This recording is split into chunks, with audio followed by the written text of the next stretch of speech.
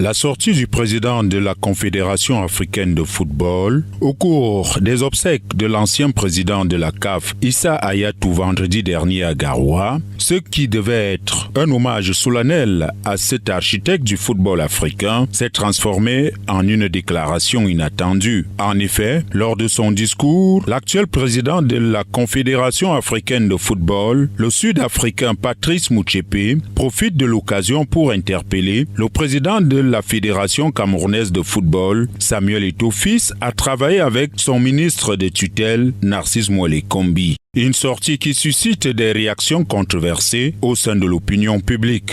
Pour ma part, je crois que la responsabilité revient uniquement aux personnalités sportives du Cameroun de gérer le conflit, si on peut le dire entre guillemets, qui s'oppose actuellement entre le ministère des Sports et de la FECAFOOT et non une ingérence.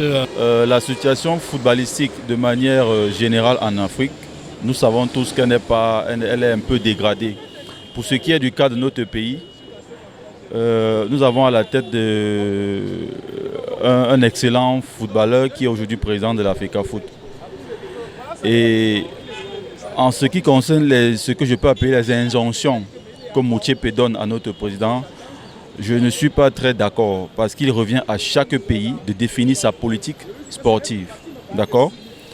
Maintenant, le président de la CAF peut donner un avis général sur la question, mais il n'a pas à imposer quoi que ce soit à notre président de la FECAFOOT. Les problèmes internes se résolvent en interne. Pour ce qui est du cas Eto'o-Fils, il est de bonne guerre que le gouvernement comprenne aussi que les associations telles que la FECAFOOT dans d'autres pays sont autonomes. Il est bon qu'ils trouvent un consensus avec ce qu'ils ont appelé convention et décret qui crée tout ce grabuge. Donc je pense pour ma part de manière radicale que la sortie de Motsepe a été déplacée.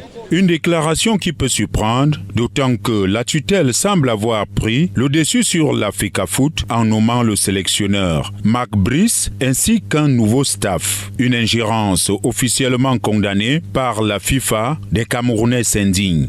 Bien que d'un côté il ne semblait pas opportun de le faire puisque nous étions dans une circonstance particulièrement malheureuse, il était question d'émettre un témoignage qui allait dans le sens des éloges du travail que le défunt a bien pu accomplir tout au long de sa vie en ce qui concerne le football camerounais. Je pense tout de même que le président de la CAF, dans sa qualité de garant du football sur le continent africain, a profité de l'occasion pour véhiculer un message de conciliation, autant pour moi, à l'endroit du gouvernement et de la fédération.